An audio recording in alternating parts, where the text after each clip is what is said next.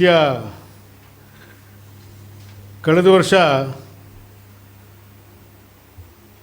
2025ರಲ್ಲಿ December ತಿಂಗಳಲ್ಲಿ Navodaya exam ಇತ್ತು 13ನೇ ತಾರೀಕು. ಆ ದಿನ 3 ದಿವಸ ಉಪವಾಸ ಸತ್ಯಾಗ್ರಹ ಮಾಡಿದ್ರು. ಮತ್ತು ಏಪ್ರಿಲ್ 11ನೇ ತಾರೀಕು ಮಂಡ್ಯ ಜಿಲ್ಲೆಯಾದ್ಯಂತ 1300 ಕಿಲೋಮೀಟ್ರಷ್ಟು ಪಾದಯಾತ್ರೆ ಮಾಡಿ ಎಲ್ಲ ಜನಗಳಿಗೂ ಅರಿವು ಮೂಡಿಸಿದ್ದೀವಿ. ಸರ್ಕಾರಿ ಶಾಲೆ ನನ್ನವ್ವ ಅಂತ ಒಂದು ಹೆಸರು ಕಟ್ಕೊಂಡು ಅದ್ರ ಕೆಳಗಡೆ ನಾವು ಪಾದಯಾತ್ರೆ ಮಾಡಿ ಹಳ್ಳಿ ಗ್ರಾಮೀಣ ಜನಕ್ಕೆ, ಸರ್ಕಾರಿ ಶಾಲೆ ಗ್ರಾಮೀಣ ಜನಕ್ಕೆಲ್ಲ ಅಲ್ಲಿ ಜನಗಳಿಗೆ ಅರಿವು ಮೂಡಿಸಿದ್ದೀವಿ. ಸಮಾನ ಶಿಕ್ಷಣ ಬೇಕು ಅಂತ. ಏನು ಖಾಸಗಿ ಶಾಲೆಗಳಲ್ಲಿ ಏನು ಶಿಕ್ಷಣ ಸಿಗ್ತದೆ ಅದು ಗ್ರಾಮೀಣ ಪ್ರದೇಶದಲ್ಲೂ ಶಿಕ್ಷಣ ಸಿಗಬೇಕು ಅಂತ ಅರಿವು ಮೂಡಿಸಿದ್ದೀವಿ ಜನಗಳಿಗೆಲ್ಲ.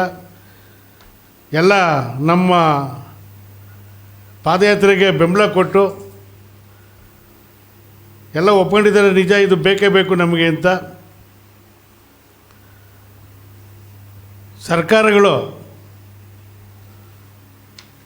ಸ್ವಲ್ಪ ಹತ್ತತ್ರಕ್ಕೆ ಬಂದಿದ್ದಾರೆ. ಪೂರ್ಣ ಪ್ರಮಾಣದಲ್ಲಿ ಗ್ರಾಮೀಣ ಪ್ರದೇಶದ ಮಕ್ಕಳಿಗೂ ಅನುಕೂಲ ಮಾಡಬೇಕು ಅಂತ. ಈಗ ನವೆಂಬರ್ 28ಕ್ಕೆ ನವೋದಯ ಎಕ್ಸಾಮ್ ಇದೆ ರಾಜ್ಯಾದ್ಯಂತ. ಆವತ್ತು ನಮ್ಮ ಸಂತೋಷ್ ಗೌಡರು ಮತ್ತು ಕೆಲವು ಸ್ನೇಹಿತರುಗಳು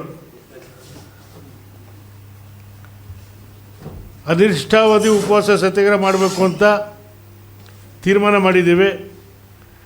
ಅದಕ್ಕೆ ಏನು ನಾವು ಇವತ್ತು ರಾಜ್ಯಾದ್ಯಂತ ಪಂಜಿನ ಮೆರವಣಿಗೆಗೆ ನಮಗೆ ಸುಮಾರು 8-10 ಜಿಲ್ಲೆಯವರು ಬಂದು ಭಾಗವಹಿಸಿದರು. ಕೆಲವರೆಲ್ಲ ಮೆಸೇಜ್ ಕಳಿಸಿದರು ಯಶಸ್ವಿ ಆಗಲಿ ಅಂತ. ಅವ್ರನ್ನೆಲ್ಲ ಜೊತೆಗೂಡಿ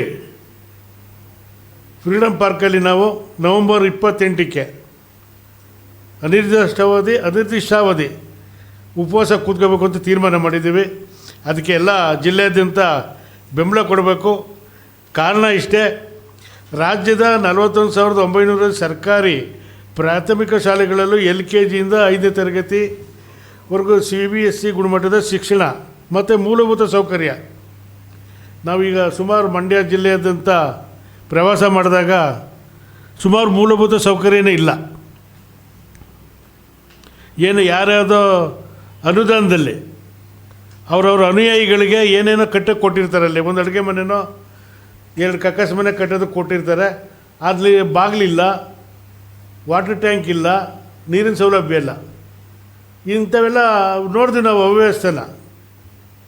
ಅದನ್ನೆಲ್ಲ ಸರಿಪಡಿಸಿ ಅಂತ ಹೇಳಿದ್ದೀವಿ ಆವತ್ತಿನ ದಿವಸನೂ ನಾವು. ಮಾಡ್ತಾಯಿಲ್ಲ, ಸರಿಯಾಗಿ ಕರೆದು ಮಾತುಕತೆ ಮಾಡ್ತಾಯಿಲ್ಲ. ಅದಕ್ಕೋಸ್ಕರ ಇದರ ಮುಂದಿನ ಏನದು ಅಹಿಂಸಾತ್ಮಕ ಹೋರಾಟದ ಉಗ್ರ ಸ್ವರೂಪವಾದ ಉಪವಾಸ ಸತ್ಯಾಗ್ರಹ ಮಾಡ್ತಾಯಿದ್ವಿ 28ರಿಂದ.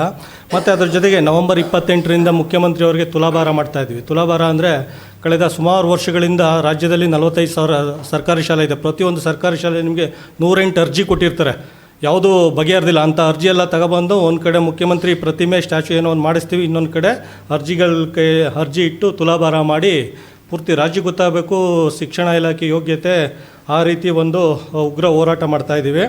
ಮತ್ತು ಅದಕ್ಕೆಲ್ಲ ಅದರಲ್ಲೂ ಮಂಡ್ಯದಲ್ಲಿ ಅದರಲ್ಲೂ ಪ್ರೆಸ್ ಇದೆಯಲ್ಲ, ಏನದು ಪ್ರಿಂಟಿಂಗ್ ಪ್ರೆಸ್, ಈ ಏನಂತಾರೆ ಸರ್ ಇದು ಪತ್ರಿಕಾ ಮಾಧ್ಯಮ ತುಂಬ ಸಪೋರ್ಟ್ ಕೊಡ್ತಾ ಇದ್ದಾರೆ. ನಿಮಗೆಲ್ಲ ತುಂಬ ಧನ್ಯವಾದಗಳು.